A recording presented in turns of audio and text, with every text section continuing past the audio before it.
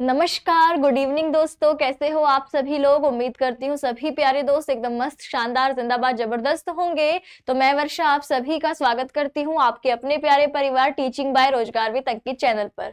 तो इस question series यानी कि जो आपके सीटेट जनवरी 2024 के हिसाब से इंपॉर्टेंट क्वेश्चंस हैं, जो आपके हर बार पूछे ही जाते हैं, उनसे जुड़ी हुई सीरीज मैंने शुरू कर रखी है। पिछली सीरीज में हमने पठन कौशल से जहां जहां से इंपॉर्टेंट क्वेश्चंस बनते हैं उन टॉपिक्स को देखा था। आपकी डिमांड आई थी कि मैम कुछ क्वेश्चंस भी लेके आओ, तो आज की क्लास में हम उनसे जुड़े हुए क्वेश्चंस भी देखेंगे और साथ ही एक नया टॉपिक जो कि आपके प्रोसेस राइटिंग यानी प्रक्रिया लेखन उपागम से जुड़ा हुआ है, इसको समझते हैं। तो सबसे पहले हम समझेंगे कि आपका लेखन कौशल होता क्या है। ठीक है, लेखन कौशल आपके भाषाई कौशल में अंतिम कौशल है। सबसे पहले क्या आता है? सबसे पहले आता है श्रवण, दूसरे नंबर पर भाषण, तीसरे नंबर पर पठन और चौथे नंबर पे आता है लेखन। तो लेखन होता क्या है? लिख करके अपने विचारों को अभिव्यक्त करने की क्षमता लेखन कौशल से जुड़ी है। यही कहा कि लिखकर विचारों को अभिव्यक्त करना क्या है? लेखन कौशल कहलाता है। इसे लिखित अभिव्यक्ति कौशल भी कहते हैं। इसमें सबसे जरूरी है कि आप अभिव्यक्त कर पा रहे हैं या नहीं कर पा रहे। ऐसा नहीं कि आपने बच्चे को बोला और बच्चे ने कॉपी में उसको लिख लिया तो उसमें लेखन कौशल है, नहीं। जब तक बच्चा स्वतंत्र रूप से अपने विचारों को लिख करके अभिव्यक्त नहीं कर पाता तब तक हम उसमें लेखन कौशल नहीं मानेंगे। तो हम इसमें किस चीज का विकास करते? सबसे महत्वपूर्ण है कि हम छात्रों में अपने अनुभवों एवं विचारों को लिखकर प्रकट करने की योग्यता उनमें विकसित करें। दूसरा, छात्रों को विषय अनुकूल भाषा शैली अपनाने की योग्यता विकसित करना, यानी जिस विषय को वो लिख रहे हैं उस विषय के अनुकूल अगर उनकी शैली होगी, लिखने की राइटिंग स्टाइल होगा, तब हम कहेंगे कि हाँ, लेखन कौशल क्या है, आपका बच्चे में विकसित हो रहा है। और लेखन कौशल में ही जुड़ी है सृजनात्मकता। सृजनात्मकता होती है क्रिएटिविटी, कुछ नया करना। ठीक है, तो वैसे ही मैंने आपसे कहा कि अगर बच्चा बोर्ड पे देख करके अपनी कॉपी पे लिख पा रहा है, या आपने श्रुतलेख लिखवाई तो बच्चा सुन करके लिख पा रहा है, या अपनी पाठ्य पुस्तक से लिख पा रहा है, तो तब हम उसमें लेखन कौशल कहेंगे? नहीं, तब उसमें लेखन कौशल नहीं है। लेखन कौशल कब होगा? जब वो अपनी लेखन कौशल में क्रिएटिविटी के साथ लिख करके खुद से स्वतंत्र रूप में किसी रचना को कर पाता है, यानी छात्रों में सृजनात्मक शक्ति का विकास करते हुए उनमें साहित्य सृजन के प्रति रुचि उत्पन्न करना। यही हमारे क्या है? लेखन कौशल का उद्देश्य है। ठीक है, लेखन कौशल का उद्देश्य है कि वह स्वतंत्र रूप से अपनी रचनाओं को लिख पाने में सक्षम हो। अब इसमें सबसे इंपॉर्टेंट क्वेश्चन आपका बनता है प्रोसेस राइटिंग से, जिसको हम प्रक्रिया उपागम या प्रक्रिया लेखन उपागम या इंग्लिश में प्रोसेस राइटिंग के नाम से जानते हैं। ये आपका हिंदी शिक्षण शास्त्र और संस्कृत शिक्षण शास्त्र दोनों में भर भर के पूछा जाता है। तो समझते हैं ये होता क्या है। प्रक्रिया लेखन उपागम आपके लेखन की प्रक्रिया को विभिन्न चरणों में तोड़ करके समझने से है, यानी विभिन्न एक चरण में आपको अलग अलग चरणों में अलग अलग क्षमताओं का विकास इसमें किया जाता है। तो इसमें आपके सबसे पहला चरण होता है प्री राइटिंग स्टेज यानी पूर्व लेखन से जुड़ा हुआ। दूसरा होता है ड्राफ्टिंग यानी प्रारूपण से जुड़ा हुआ। तीसरा होता है रिवाइजिंग यानी संशोधन से जुड़ा हुआ। चौथा होता है हमारे संपादन यानी एडिटिंग से जुड़ा हुआ। और आपका पांचवा मूल्यांकन या इवेल्युएशन इसको हम कहते हैं। ठीक, यानी जब हम कोई भी लिखने की प्रक्रिया शुरू होगी तो लिखने की प्रक्रिया से पहले की स्टेज को हम पूर्व लेखन अवस्था या प्री राइटिंग स्टेज कहते हैं। इस अवस्था में दो इंपॉर्टेंट चीजें होती हैं। एक होता है आपका विचारोत्तेजन। विचारोत्तेजन यानी इसको हम कहते हैं ब्रेनस्टॉर्मिंग, या विचारोत्तेजन को आप विचार मंथन के नाम से भी जानते हैं। इसमें क्या होगा? ऐसा हमको कुछ लिखना है तो ऐसा नहीं कि सीधे हमने कुछ लिखने लग गए। लिखने से पहले की अवस्था में हम अपने मन में विचार लेकर के आएंगे कि हमें लिखना क्या है। ठीक है, किस विषय पर लिखना है। मुझे कोई कहानी लिखनी है तो मैं सोचूंगी कि किस विषय पर वो कहानी लिखनी है, और उससे जुड़े हुए मेरे मन में जो जो विचार आते जाएंगे ये आपके ब्रेनस्टॉर्मिंग के अंतर्गत आते हैं। जब आपके विचार आ जाते हैं तो इस विचारों को आपने एक जो है व्यवस्थित तरीके से उसकी एक प्लानिंग करनी होती है, योजना बनानी होती है, विचारों का संगठन करना होता है, जिसको हम कहते हैं आपका माइंड मैपिंग या कहते हैं मानस प्रारूपण। क्या कहते हैं? मानस प्रारूपण या कहते हैं माइंड मैपिंग, जहां हम तय करते हैं कि हमें क्या क्या लिखना है, कैसे कैसे लिखना है, किस क्रम में लिखा जाएगा। ये सारी जब आप एक रूपरेखा बना लेते हैं तो उसको हम माइंड मैपिंग कहते हैं। उसके बाद जाके हम उसको फाइनली कागज पर लिखते हैं, पेपर पर लिखते हैं, उसको हम ड्राफ्टिंग या प्रारूपण कहते हैं। और जब हमारी वो कहानी या जो भी हम लिखने जा रहे हैं वो विषय लिखा जाता है तो उसके बाद हम संशोधन वाले स्टेप में आते हैं। इसमें हम क्या करते हैं कि हमें उस कहानी में जो जो बदलाव करने हैं हमने उसको दोबारा से देखेंगे, पुनरावलोकन करेंगे और देखेंगे कि कोई लाइन आपकी, ऐसी पंक्ति आपने लिख दी जो आपको अब पढ़ने में अच्छी नहीं लग रही, उसको हटाना है ना, आपकी घटना को ठीक क्रम से लगाना, या आपकी कोई उसमें व्याकरणिक गलती है उसको सुधारना, हेडिंग सब हेडिंग के बारे में सोचना, ये सब आपके संशोधन की कैटेगरी में आ जाता है। फिर आप उसकी एडिटिंग करने, एडिटिंग यानी आपकी संपादन, संपादन में क्या होता है कि आपके प्रकाशन से पहले की, बिल्कुल पहले की अवस्था कि आप उसको प्रकाशित करने जा रहे हैं, इससे पहले आप एक बार पाठक की दृष्टि से जब अपने लेख को पढ़ लेते हैं, उसका क्रम, उसका हेडिंग, सब हेडिंग, व्याकरणिक गलतियां, वाक्यों की गलतियां, इन सबको बिल्कुल फाइनल लेवल पर जब आप उसको बिल्कुल देख लेते हैं, फाइनल कर देते हैं, तो इसी को हम एडिटिंग या कहते हैं। और उसके बाद जाके मूल्यांकन यानी आपका लिखा हुआ लेख जो है इवैल्यूएशन के लिए तैयार होता है या प्रकाशन के लिए तैयार होता है। तो इसके आपके ये सारे स्टेप हैं, जिसमें सबसे पहले हमने विचार मंथन देखा। विचार मंथन या ब्रेनस्टॉर्मिंग आपके विचारों उत्तेजन की प्रक्रिया है, जिसमें लेखन, पूर्व लेखन यानी लेखन से पहले की सबसे पहली अवस्था, ये लेखन से पहले महत्वपूर्ण है। दूसरा हम बात कर रहे हैं पूर्व लेखन में ही आपके मानसिक प्रारूप की, सबसे पहला विचारोत्तेजन, दूसरा मानसिक प्रारूप। इसमें क्या करेंगे, इसमें लेखन प्रक्रिया के पूर्व लेखन स्तर में सबसे सहायक ये है, इसका मुख्य उद्देश्य क्या है, विचारों और जानकारी को संगठित करना, ऑर्गेनाइज करना, और आमतौर पर विचारधारा की योजना बनाने यानी प्लानिंग कि आगे हम कैसे लिखेंगे, इसमें ये मदद करता है। तो इसमें हम विचारों को अच्छी तरीके से स्पष्ट करने में, एक है मैंने बिना सोचे समझे कुछ भी बिना प्लानिंग के लिख लिया, एक है कि मैंने अच्छे से प्लान कर लिया, पहले विचार मेरे मन में आ गया, प्लान कर लिया कि हाँ जो मैं कहानी लिखने जा रही हूँ उसकी स्टार्टिंग ऐसे करूंगी, बीच में ऐसे होगा और एंड उसका इस तरीके से होगा, ये पात्र रहेंगे, ये घटनाएं होंगी, ये सब जो मेरे दिमाग में बिल्कुल क्लियर हो जाता है, तो इसी को हम माइंड मैपिंग कहते हैं। उसके बाद जो जो मैंने प्लान किया था उसको मैंने एक पैराग्राफ के फॉर्म में, वाक्य के फॉर्म में आपका तैयार कर लिया, उसको हम ड्राफ्ट, आलेखन, प्रारूपण कहते हैं। और उसके बाद जब मैंने कागज पे लिख लिया तो उसके बाद मैं उसको पुनरावलोकन करूंगी, दोबारा दोहराऊंगी, देखूंगी। तो इस प्रक्रिया के अंतर्गत पुनरावलोकन शामिल है, लेखक अपने द्वारा लिखे हुए लेख को पुनः अवलोकन करता है, दोहराता है, उसमें आवश्यक संशोधन करता है और उसमें निम्न बिंदु शामिल किए जाते हैं, जैसे उसमें देखेगा शीर्षक, हेडिंग ठीक है, आपकी सब हेडिंग, उपशीर्षक ठीक है, अध्याय का क्रम कैसा है, व्याकरण की दृष्टि से भाषा सुधार जो भी करने हो, नाम, घटना, तिथि, प्रसंग, इन सब का वो उचित उपयोग इसके द्वारा करता है। और फिर हो जाता है संपादन, यानी किसी लेख को सार्वजनिक प्रयोग करने, आपके भाव प्रकाशन के लिए उसको प्रकाशित करने के योग्य बना देना, कि अब पाठक की दृष्टि से उसमें आपके जो जो चेंजेस करने होंगे ठीक क्रम में लगाना, ये सब आपके फाइनल एडिटिंग यानी संपादन में होता है। और इसके बाद की प्रक्रिया में जाकर के हम क्या करते हैं, प्रकाशित करते हैं किसी भी रचना को। तो ये आपके जो लेखन प्रक्रिया, लेखन है, ये इतने सारे चरणों से होकर गुजरता है। अब हम समझेंगे कि भाई इसमें से प्रश्न पूछे कैसे जाते हैं। ठीक है, सबसे पहले हम अगर इसके प्रश्न की बात करें तो इसमें आपका जैसे सबसे पहला प्रश्न तो आपके क्रम से ही बन गया कि लेखनस्य प्रक्रिया पक्ष से का अवस्था अंतर्निहिता सन्ति, कि लेखनस्य प्रक्रिया के पक्ष में कौन सी अवस्था अंतर्निहित है। तो आपको इसमें अवस्थाएं पहचाननी है, विभिन्न चरण पहचानने हैं। तो हमने प्रारूप निर्माण, फिर विचारोत्तेजन, तो मैंने आपको क्या बोला, सबसे पहले विचार आएंगे, उसके बाद ही तो प्रारूपण, ड्राफ्टिंग करेंगे। तो इसमें कौन सी आपको ऑप्शन ठीक लग रहा है, सी ऑप्शन, जिसमें सबसे पहले विचारोत्तेजन, दूसरा मैंने माइंड मैपिंग, रूपरेखा बना ली अपनी, फिर मैं ड्राफ्टिंग करती हूँ, फिर मैं उसका संशोधन करती हूँ, पुनरावलोकित करती हूँ, फिर मैं देखती हूँ कोई गलती वगैरह तो नहीं है, व्याकरणिक मिस्टेक संशोधन कर लिया, और फिर जाकर के मेरी फाइनल ड्राफ्टिंग होती है। इन सारे स्टेप से हमारे लेखन प्रक्रिया उपागम गुजरता है। ऐसे ही प्रश्न आपके हिंदी में भी पूछे गए हैं।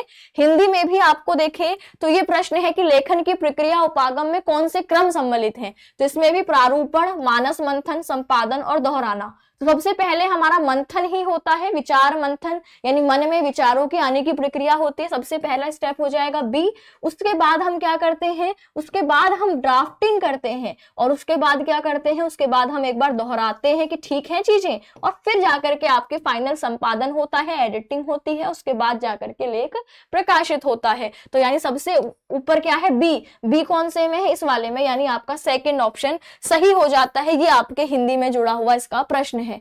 अगले अगर मैं एक आपके इसी पर बात करूं तो ये आपका प्रश्न क्या है, ठीक है, निम्नलिखित में से कौन सा कार्य लेखन का प्रक्रिया उपागम है और कौन सा लेखन का उत्पाद उपागम है। ठीक, ये प्रश्न पूछा है, दो सिचुएशन दे रखी है, आपको पहचानना है इसमें से प्रक्रिया उपागम कौन सा है, और एक नया शब्द आया उत्पाद उपागम, इसको भी अभी समझेंगे। तो ए ऑप्शन है कि आप अभी जिस कक्ष में हैं उसे देखिए, अपने रास्तों के साथ अवलोकन करें, वस्तुओं, व्यक्तियों और क्रियाओं के बारे में सूचनाएं एकत्र करें, विचारों, बिंदुओं को लिखिए, एक रूपरेखा विकसित कीजिए, मसौदा लिखिए, संपादन कीजिए और अंतिम मसौदा लिखिए और उपयुक्त अनुच्छेद को अपने शीर्षक में दीजिए। ये आपकी पहली सिचुएशन है। दूसरी है कि सांप की आत्मकथा पर 100 शब्दों में एक अनुच्छेद लिखिए। इन दोनों में आपको बताना है कि कौन सा उदाहरण लेखन का प्रक्रिया उपागम है, यानी वही प्रोसेस राइटिंग जो हमने विभिन्न चरणों में पढ़ा है, और कौन सा उत्पाद उपागम है। तो आप देख पा रहे होंगे कि जो हमने थ्योरी पढ़ी कि सबसे पहले आप क्या करेंगे, आप विचार लेकर के आएंगे। यहाँ पर विचार के लिए क्या कहा, अवलोकन करें, जब आप ऑब्जर्व करेंगे तभी लिखने के लिए आपके विचार आएंगे। उसके बाद उन सूचनाओं को आप एकत्र करेंगे, ऑर्गेनाइज करेंगे, प्लान करेंगे। उसके बाद आप उन बिंदुओं को लिखेंगे, एक रूपरेखा विकसित करेंगे और मसौदा लिखेंगे और लास्ट में संपादन होगा। फिर फाइनल आपकी ड्राफ्टिंग होगी, अंतिम मसौदा होगा और फिर आपने इसको शीर्षक दे दिया तो ये अब आपके प्रकाशन के लायक हो गया। तो ये आपका किसका एग्जाम्पल होगा, ये आपके प्रक्रिया उपागम का होगा।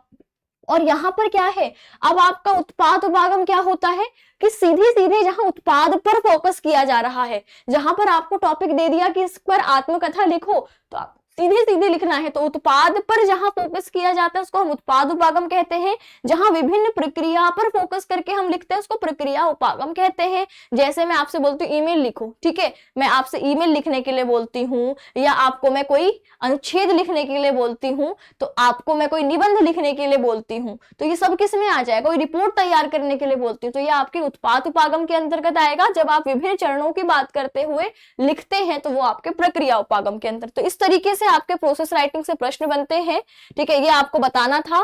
तो आप बताएंगे इसमें कौन सा ऑप्शन सही है। अब मैंने आपको बता दिया है, कमेंट सेक्शन में आप इसका जवाब दे रहे होंगे, ठीक है। अब आपने पिछली जो मैंने आपकी क्वेश्चन सीरीज कराई थी, जिसमें मैंने आपको इंपॉर्टेंट पठन कौशल से जुड़े हुए इंपॉर्टेंट चीजें बताई थी, उसमें आपने कहा था प्रश्न भी लेके आइए। तो आज मैं आपके लिए प्रश्न लेके आई हूं, जिसमें पहला प्रश्न है कि पठने अर्थ संकेता उद्बोधका भवन्ति, कि पठन में अर्थ संकेत किस बात के उद्बोधक होते हैं।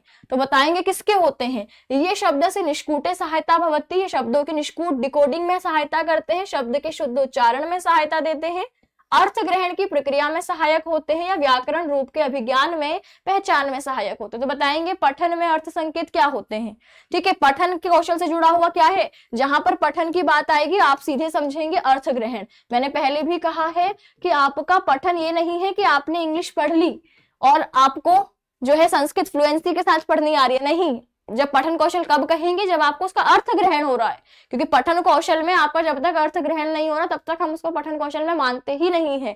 तो यहाँ पर अर्थ ग्रहण, जो अर्थ संकेत होते हैं, ये क्या करते हैं, आपके अर्थ ग्रहण की प्रक्रिया को सहायक होते हैं। जैसे मैं बोलती हूं आपका आम, ठीक है, आम, तो ये जो आम क्या है, ये आपके अर्थ संकेत किसमें सहायता करेंगे, आपके अर्थ बनाने की प्रक्रिया में सहायता करेंगे। तो इस तरीके से आपके पठन कौशल से ये प्रश्न होगा। दूसरा प्रश्न है कि रवीशः समाचार पत्र एकम रोचकम लेखम पठति स लेखकस्य समग्रान विचारान ज्ञातुम इच्छति। रवीश समाचार पत्र में एक रोचक लेख पढ़ता है, वह लेखक के समग्र विचारों को जानने की इच्छा रखता है, वह अपने पठन में क्या कर रहा है, ठीक है। पठन कौशल से जुड़ा हुआ प्रश्न है, वो पर्यावलोकन स्कैनिंग कर रहा है, विहंगावलोकन स्कीमिंग कर रहा है, विशिष्ट विवरण के लिए अवलोकन कर रहा है, या विवरण लेखों के लिए पढ़ रहा है। तो बताएंगे क्या होगा।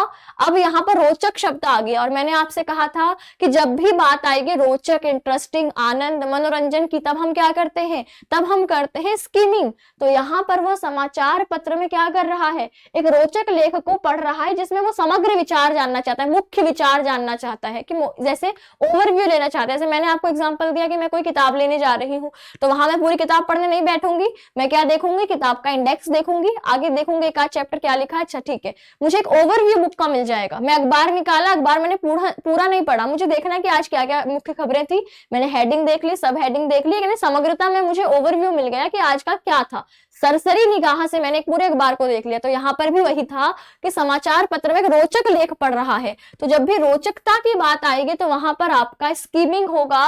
रोचकता की जहां पर बात आती है वहां पर हम कहते हैं विस्तृत पठन। क्या कहते हैं, विस्तृत पठन कहते हैं। आपको याद होगा रोचकता आनंद के लिए हम पढ़ते हैं, और विस्तृत पठन ही आपके रोचकता को ही दे रहा है। अब विस्तृत पठन में ही हम क्या करेंगे, विहंगावलोकन स्कीमिंग, क्योंकि विस्तृत पठन हम कैसे करते हैं, विस्तृत पठन का हम दो तरीका आपके पठन का दो तरीका हो सकता है कि एक मैंने आपका कैसा पढ़ा, गहन यानी गहराई से पढ़ा, गहराई से पढ़ा, और एक मैंने सरसरी निगाह से पढ़ा। ठीक है, तो आपके जो गहन पढ़ूंगी वो मैं किसी विशिष्ट तथ्यों की तलाश में पढ़ सकती हूँ, स्कैनिंग के लिए कर सकती हूँ, या आपको मुझे किसी की बहुत गहराई में जानकारी लेनी तो उसके लिए मैं आपका इंटेंसिव रीडिंग या गहन पठन कर सकती हूँ। लेकिन मुझे सरसरी निगाह से किसी को पढ़ना है, मनोरंजन के लिए पढ़ना, तब मैं विस्तृत पठन का सहारा लेती हूँ या सरसरी निगाह से इसमें हम पढ़ते हैं। इसको हम स्किमिंग कहते हैं, इसको हम क्या कहते हैं, स्किमिंग कहते हैं। जैसे मैं कोई नाटक पढ़ रही हूँ, कहानी पढ़ रही हूँ, उपन्यास पढ़ रही हूँ, तो ये सब आपके स्किमिंग के अंतर्गत आ जाएगा या विस्तृत पठन के अंतर्गत आ जाएगा। अगले प्रश्न पे चलते हैं। रोमिला देवी स्वसख्यो शर्करा स्तरम ज्ञातुम स्वसखी नाम समक्षम तस्याह चिकित्सकीय विवरणम पठति। रोमिला देवी अपनी सखी का शर्करा स्तर, ब्लड शुगर लेवल को जानने के लिए अपनी सखी के समक्ष उसकी चिकित्सकीय विवरण को पढ़ती है। सा स्वपठने किम करोति, वह अपने पठन में क्या कर रही है, वह पर्यावलोकन स्कैनिंग कर रही है, विहंगावलोकन स्किमिंग कर रही है, समग्र ज्ञान के लिए पढ़ रही है, विश्लेषण के लिए पढ़ रही है। तो बताइए अब क्या कहा था, जब विशिष्ट तथ्य हमारे दिमाग में ऑलरेडी है कि हमें ढूंढना क्या है और उसके बाद हम पढ़ रहे हैं, तो यहाँ पर जो शर्करा स्तर जानने के लिए पढ़ रही है तो ये आपके विशिष्ट तथ्यों की तलाश में जब भी पठन किया जाता है तो इसको हम क्या कहते हैं, इसको हम कहते हैं स्कैनिंग, है ना। जैसे मैंने कहा था कि मैं एग्जाम के लिए पढ़ूंगी, सब कुछ नहीं पढ़ूंगी, मुझे पता है जो इंपॉर्टेंट है जिसको मैं हाईलाइट कर रही हूँ मैं उसी को पढ़ूंगी। ठीक है, जैसे एग्जाम्पल देते हैं कि आसमान में चील उड़ रही है, उसको धरती का सब कुछ दिखाई दे रहा है लेकिन उसकी नजर किस पर टिकी है, उसके शिकार पर। तो ऐसे ही जब विशिष्ट तथ्यों की खोज में, विशिष्ट जानकारी की खोज में, जहां हमारे दिमाग में पहले से है कि हमें ये खोजना है, ये ढूंढना है, तो उसको हम क्या कहते हैं, उसको हम स्कैनिंग के अंतर्गत रखते हैं। अगले सवाल पे चलते हैं। किरण पर्वताणाम विषय रुचिकरम तथ्यम ज्ञातुम समाचार पत्रम पठति। किरण पर्वतों के विषय में रुचिकर तथ्यों को जानने के लिए समाचार पत्र पढ़ती है। इस प्रकार के पठन को क्या कहेंगे, इसको हम टिप्पण कर्म कहेंगे, द्रुत पठन कहेंगे, सस्वर पठन कहेंगे या क्रम वीक्षणम कहेंगे। तो बताइए, अब यहाँ पर रुचिकर शब्द आ गया तो वो पर्वतों की रुचि के विषय में है ना, उस पर्वतों के विषय में रुचिकर तथ्यों को जानना चाहती है।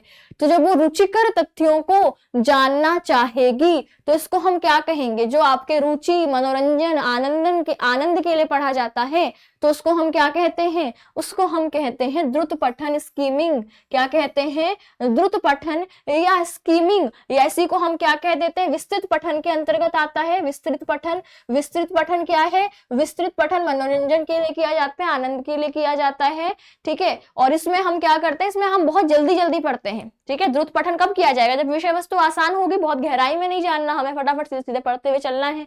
तो इसको हम क्या कहते हैं, इसको हम द्रुत पठन कह देते हैं, या आपका क्या कह देते हैं, विस्तृत पठन कह देते हैं। और विस्तृत पठन आपका स्कीमिंग से होगा। स्कीमिंग क्या होती है, सरसरी निगाह। तो इस तरीके की विषय वस्तु को हम सरसरी निगाह से देखते हुए चलते हैं, तो आपका इसमें बी ऑप्शन ठीक हो जाता है। ठीक, तो ये प्रश्न हमने आज की क्लास में देखे। अब आपके होमवर्क के लिए, आपके कमेंट सेक्शन के लिए मैं एक प्रश्न आपको दे देती हूँ। ठीक है, इसका जवाब आप लोग कमेंट सेक्शन में बताएंगे। तो आपका सवाल है कि लेखनस्य उपागम प्रक्रियायाम छात्र, लेखन की प्रक्रिया उपागम में छात्र अनेक वारम लिखित्वा लेखनम शिक्षति, अनेक बार लिख करके लेखन सीखते हैं। किसी लेखांश को पूरा करने के लिए छात्र विभिन्न अवस्थाओं में जाते हैं। संपूर्ण लेख को एक प्रयास में ही लिखने का अवसर प्राप्त करते हैं। स्वस्मृति, अपनी स्मृति से ही लेखम लिखती, अपनी स्मृति से ही लेख लिखते हैं। तो ये आपके जो है, आपको इसका जवाब कमेंट सेक्शन में देना है। इसी तरीके की आपकी जो है इंटरेस्टिंग वीडियोस जो कि आपके एग्जाम पॉइंट ऑफ व्यू से इंपॉर्टेंट रहेंगी। ठीक है, ये ऐसे हैं कि जिनसे आप हर पेपर में कोई सा भी किसी भी साल का पेपर उठा के देखेंगे, हिंदी शिक्षण शास्त्र या आपके संस्कृत शिक्षण शास्त्र या आपके जो है इंग्लिश पेडागोजी, क्योंकि भाषा का शिक्षण शास्त्र सभी में सेम ही होगा, तो वहां पर इससे प्रश्न आपके देखने को मिलते ही हैं। तो आपके यहाँ इन तरीके के टॉपिक से 1-2 नंबर पक्के हो जाएंगे। तो आपको ये सीरीज कैसी लग रही है आप कमेंट सेक्शन में जरूर जवाब दें। और आप जो क्वेश्चंस आप लोग खुद देख रहे हैं उनको भी आप कमेंट सेक्शन में बताइए कि इस पर लेकर के आइए वीडियोस, तो आगे की सीरीज जो है मैं उन्हीं टॉपिक्स पर बनाऊंगी। तो आज की वीडियो को हम यहीं खत्म करते हैं। नमस्कार, धन्यवाद।